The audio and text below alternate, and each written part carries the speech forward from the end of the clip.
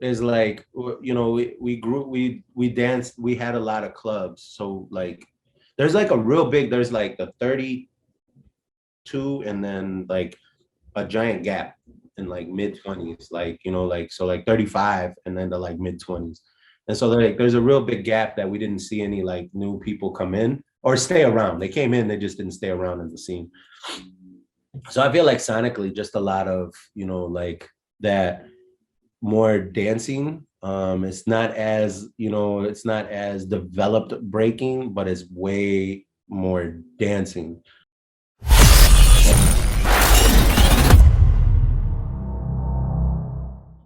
Now, Mav, you are the founder and executive director of the Motor City Street Dance Academy.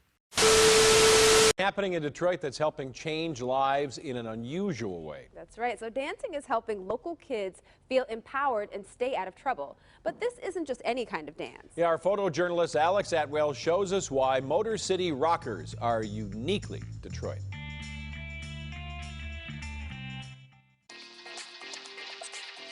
So we're in Southwest Detroit right now. That's 1, 2. I'm very proud. I carry that very strongly, that I was born here, raised here. So hey, it lands on an 8, that's even better. I've seen the neighborhood go from bad and worse to it's getting better, and I don't want to be one of the people leaving and abandoning it. Got it on the chest. What is the mission and vision of that? What's your goal with that? We have our mission and vision statement, but I'm really rethinking a lot of it because I want to, a lot of what I mentioned earlier is like, as we navigate and as we've grown and are coming into this, I want to make sure I'm intentional about creating something that isn't just Mav school, So it's like I'm really like our mission is like empowering youth voice, and whether that's through dance, art, music, anime, comic book design, technology based arts like live streaming and podcasting and stuff like this. Like we're really intentional about that voice aspect of it. So a lot of our programming and planning comes from like the people we serve. And I would say the next part of our mission is accessibility. It's got to be affordable, location wise, it's got to be accessible. Affordability is a point of access. Location is a point of access. Representation is a point of access. Like if it's just a bunch of people that don't look like you teaching in this space, you're never going to see yourself in that space. So we're in a predominantly Black and Chicano or Latino neighborhood. So, having Black and brown instructors is important for me. So that way that identity exists. So that way people can, House of Jit, is there heater? Just 1 sec. No doubt, man. Do you think? My bad. So House of Jit practices at our studio. And they're another JIT crew and stuff like that. And I forgot to turn the heat on because I turned it off. We've been closed for a week, so I turned it off. So it's probably an icebox in there. Yeah, so accessibility, affordability, representation, location, and in that voice and stuff like that.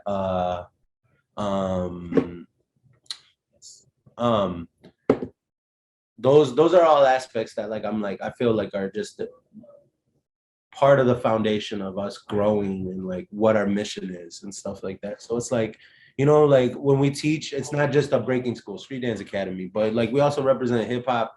I probably should have thought more about the name, but whatever. 6 years later, we're here. There you go. But we teach hip hop culture, so we're like, how do we get that into the schools? And a big part of that is us like taking, hey, check out all our programming, essentially like providing like a menu or a buffet of like what we offer to students in these spaces, and be like, we're gonna check out all these things we do here. Take this class on Monday, but Monday's break-in, Tuesday's house, Wednesday's JIT, Thursday's DJing and beat making, Friday is art, anime, comic book designing, art class, graffiti type stuff, right? Oh, that's ill. So, and then we let them pick, and then that's the club that gets started there, you know? So it's like, and it's real big about like, when they're like, well, we just get to pick which one we want. It's like, yeah, take a vote. And if we want more than one, then we'll run more than one class and stuff like that. So it's just, you know, affordability is huge for us. You know, that youth voice, that's that part of that youth voice. Ownership in the club, naming their club. So it's not just like an MCSDA after school program. It's their club. They name, they make a crew or a t-shirt, logo, stuff like that. So they feel ownership over it.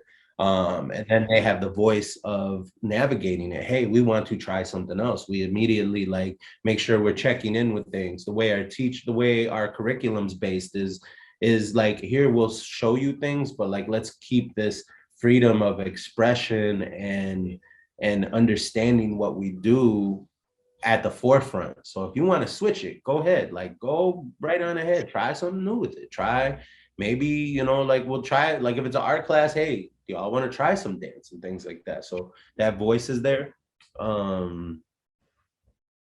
Even like with a lot of our planning, like when we bring people from out of town, I have my board, which is our youth board, which is like has its own third voice. Like there's my voice, there's the community voice, and then there's the youth voice. So they have equal playing in his three voices. So when we like vote on things about bringing people out for workshops, investing in things, how we're going to navigate this money we just secured through a grant, that's there. And then that's, you know, like that's that, again, that's that voice. But then accept affordability. So I'm big on like grants. Like I try to minimize the amount of tuition, try to keep it as close to free as possible. So it's like $40, essentially $40 a month, you know, for a class. And you know, 75, basically like a gym membership. If you pay 75, then you get to take all the classes you want to take and check them out and stuff like that. If you want to do more, then here's how these would work and stuff like that. Okay, making sure she got it straight. And yeah, if you want to do these things, if you like, we just try to keep it affordable. We're in a low income neighborhood, yo. Like we're in the hood. You know, like this stuff needs to be accessible. This is who got it started, and you know, the youth culture in the Bronx and influenced it all the way around. And then, you know, representation. So like that's like, you know, like how again our teachers, you know, the majority are Black and brown. So, you know, it's just having that representation. You know, everything's in Spanish. You know, all of our signage is in Spanish too. You know, it's in Duolingo. It's even starting to become, because like we're starting to see a lot of Arabic kids coming over and stuff like that. So we're starting to translate stuff into Arabic. And it's because of our proximity to Dearborn, which is a very huge Middle Eastern population. Our next guest is making history, the first Arab American elected as mayor of Dearborn, Michigan, home to the largest Muslim population in the United States per capita.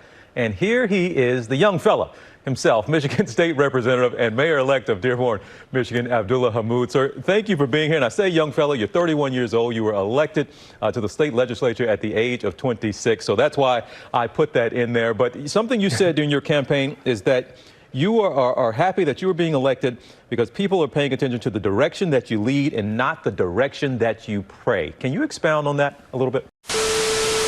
I believe it's the biggest outside of like in the world. Like honestly, Dearborn's concentration of Middle Eastern cultures outside of the Middle East is the biggest in Dearborn, which is wow. Oh, that's crazy, right?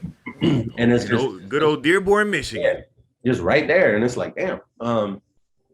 But yeah, so and then our vision is just essentially just to create a scene, a big, like my vision isn't one that I want to rely on for outside support from the national breaking scene.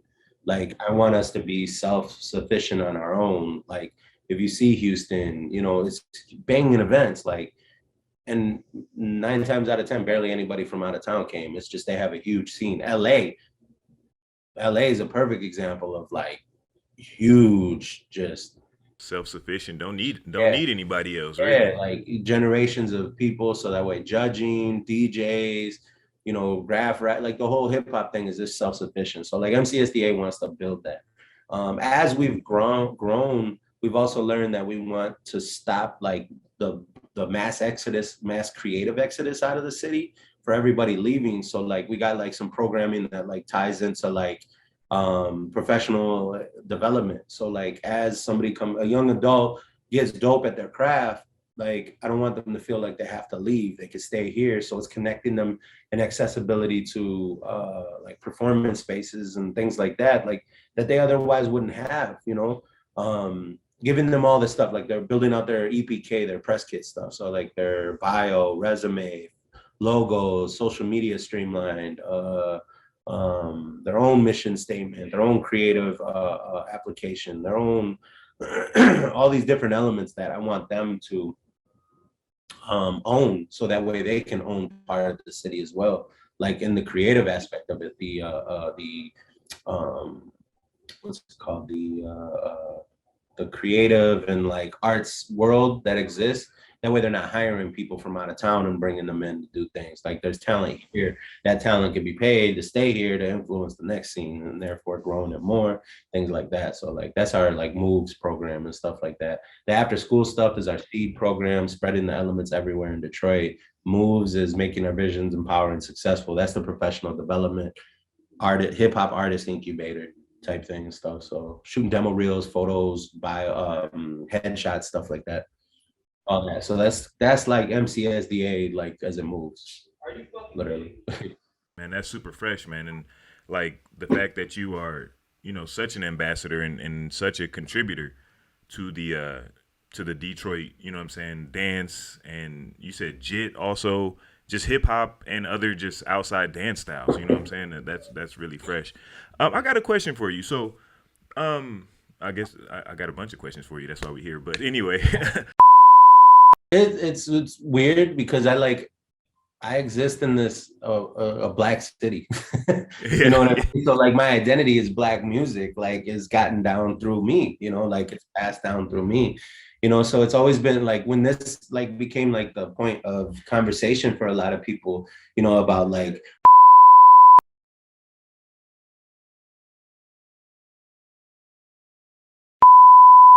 For more quality content from Beyond the Cypher with Illskillz, don't forget to press the like and subscribe buttons. Also, feel free to follow us on Facebook and Instagram at Beyond the Cypher. Let us know how we're doing down in the comment section, and to make sure you don't miss anything from the channel, smash that notification bell. We appreciate the love and support. Peace. Until the next episode.